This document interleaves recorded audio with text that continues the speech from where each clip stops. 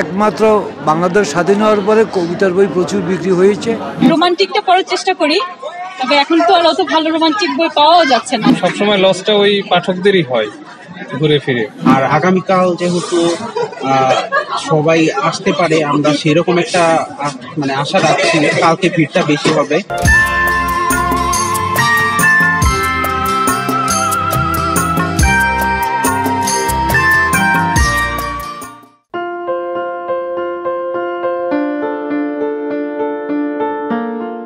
বইটা 19টা প্রবন্ধ আছে, মানে সমালোচনামূলক প্রবন্ধ, সব বিশ্ববিখ্যাত এবং বাংলাদেশ বিখ্যাত যারা তাদের লেখা নিয়ে বইটা করা হয়েছে।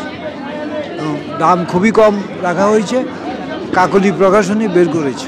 আমি মনে করি এই বইটা একাডেমিক বই হিসাবে ইউনিভার্সিটি কলেজে লাগবে, ইভেন যারা সিরিয়াস পাঠক তাদের জন্য বইটা লাগবে।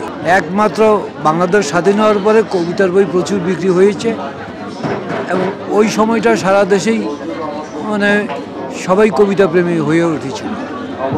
কিন্তু আমরা দেখেছি যখনই জাতির সংকট শুরু হয়, জাতি কোনো ক্রাইসিসের মধ্যে পড়ে, তখনই মানুষ কবিতার আশ্রয় নেয়। আর জাতির সুসময়ে কবিতার বই পড়তে চায় না, তখন ওই সস্তা গল্প উপন্যাস মানে পপুলার বইগুলো পাঠকরা পড়ে।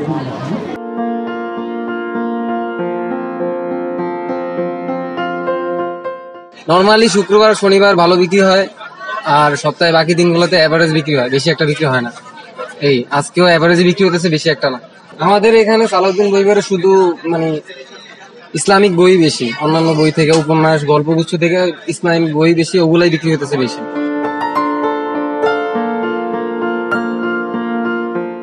বিক্রি হচ্ছে মোটামুটি, তবে ওই শুক্রবার শনিবার বা ছুটির দিনগুলোতে ভিড় বেশি থাকে, ওয়ার্কিং ডে গুলোতে একটু কম থাকে। তবে গতকালের তুলনায় আজকে একটু কম। কাগজের মূল্য বেড়ে একমাত্র লস প্রকাশকদেরই হয়েছে, কারণ কাগজের মূল্য গত বছর যা ছিল এবছর তার ডাবল হয়েছে। বইয়ের দাম আসলে আমরা চাইলেও ডাবল করতে পারতেছি না, পাঠকের কথা বিবেচনা করা লাগে।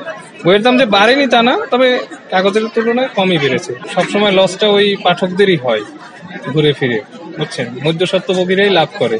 এখন এই যে কাগজ যদি সিন্ডিকেট করে তারা লাভ করতেছে, কাগজের মিল মালিকরা লাভ করতেছে, আমরা শুধু ওই যে ঘানি টেনে যাচ্ছি। আমাদের কাছে আসলে আমাদের ম্যাক্সিমাম বই তো প্রবন্ধ গবেষণার বই, এগুলোই আমাদের সবসময় চলে, ওইগুলোই চলতেছে, তবে গল্প উপন্যাসও পাশাপাশি চলতেছে।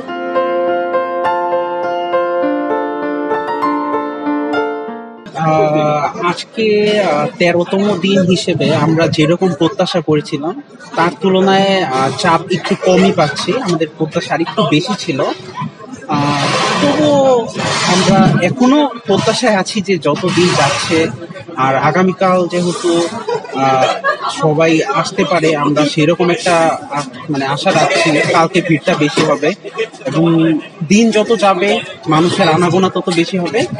তবে আমরা চাচ্ছি যে এখনই মানুষ আস্তে আস্তে আসুক, কারণ দেখা যাচ্ছে যে মেলা এখন আস্তে আস্তে জমতে শুরু করেছে। আর 10 তারিখ যেহেতু পেরিয়ে গেছে, এখন সবার অন্তত মেলাতে আসা উচিত বলে আমি মনে করছি।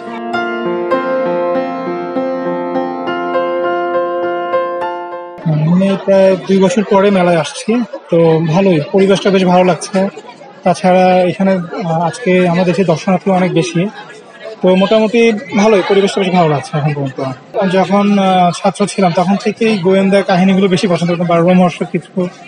তার মধ্যে আজকে যে বইগুলো কিনেছি, হুমায়ুন আহমেদের কিছু বই আছে, পাশাপাশি থ্রিলার কিছু বই আছে, তো এই বইগুলো একটু বেশি কেনা হয় আমার। থ্রিলার গোয়েন্দা এগুলোই পড়া হয়, রোমান্টিকটা পড়ার চেষ্টা করি, তবে এখন তো আর অত ভালো রোমান্টিক বই পাওয়া যাচ্ছে না। এই জন্য এবার সবচেয়ে বেশি থ্রিলার আর গোয়েন্দা বই কিনা হয়েছে, আর বাচ্চাদের কিছু টুকিটাকি বই কিনা হয়েছে। অন্যান্য বারের তুলনায় মনে হচ্ছে এবার একটু বেশি ভালোই লাগছে, অনেক ঘুরেও মজা পাচ্ছি।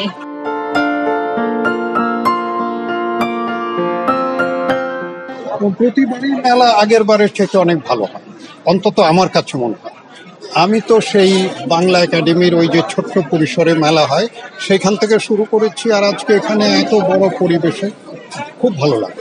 আমি সব বয়সেই একই ধরনের, আমি কবিতা পড়তে খুব পছন্দ করি আর ছোট গল্প পড়তে খুব পছন্দ করি।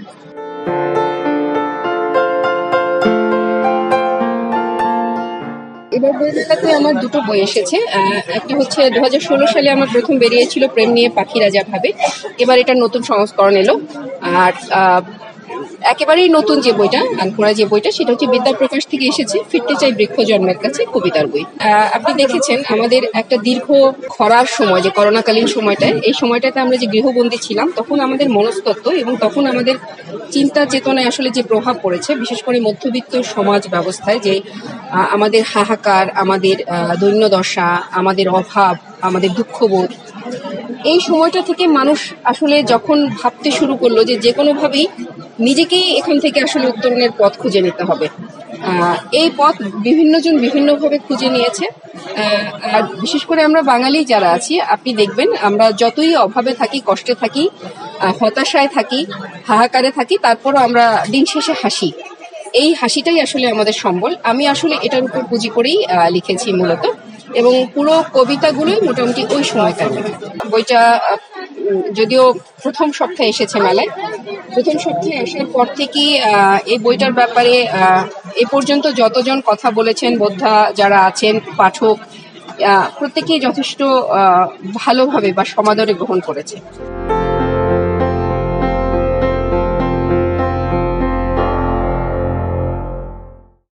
সংবাদ, ফিচার ও অনুষ্ঠানের জন্য ভিজিট করুন সংবাদ প্রকাশের ওয়েবসাইট এবং যুক্ত থাকুন ফেসবুক পেজ ও ইউটিউব চ্যানেলের সঙ্গে।